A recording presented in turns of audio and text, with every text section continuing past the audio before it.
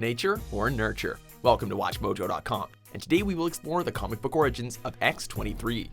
Before we begin, we publish new videos every day, so be sure to subscribe for more great content. As with most comic book characters, there are often reimaginings and different versions to a character's past. We have chosen to primarily follow the storyline which unfolded in 2005's X-23 Volume 1.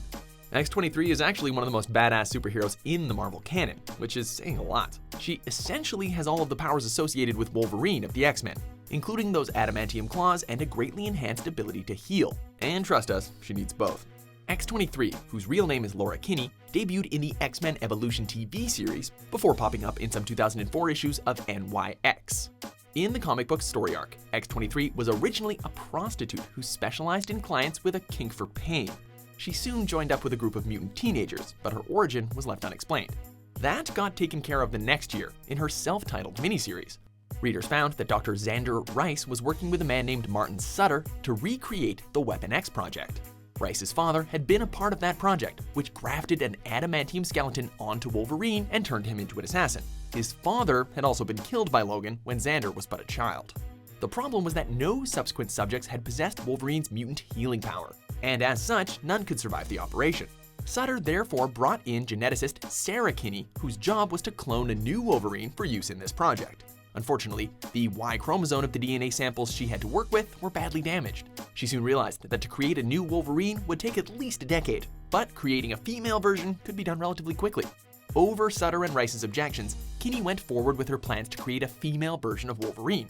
In order to punish her, Rice forced her to be the surrogate in whom the clone embryo would be implanted.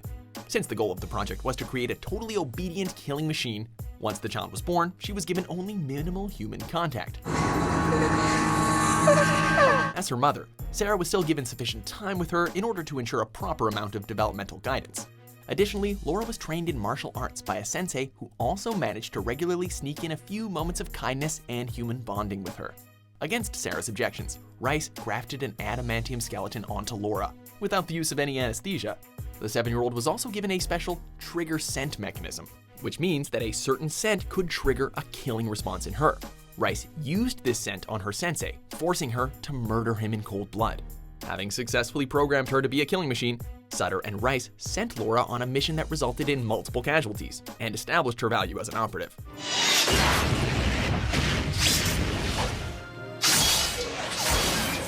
They then began hiring her out to anyone willing to meet their steep price.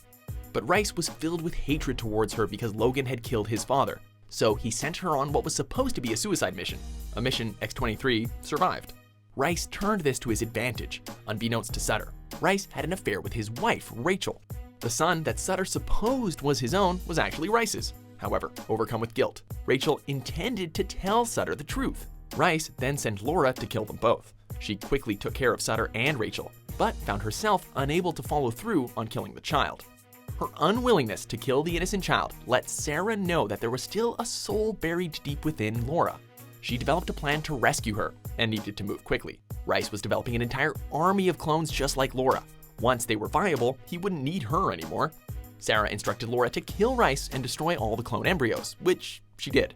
Unfortunately, Rice managed to rub some of the trigger scent onto Sarah, and so Laura was forced to kill her own mother. Laura escaped, eventually ending up in New York City, where, as we saw, she eventually found a group of other teenaged mutants. And from there, she eventually joined forces with the X-Men and met Wolverine.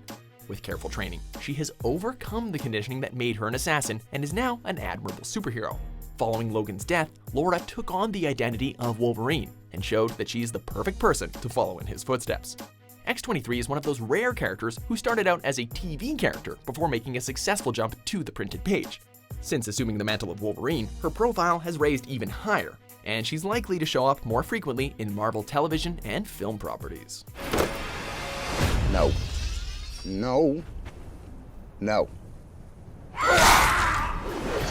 Check out these other great clips from WatchMojo and subscribe for new videos every day.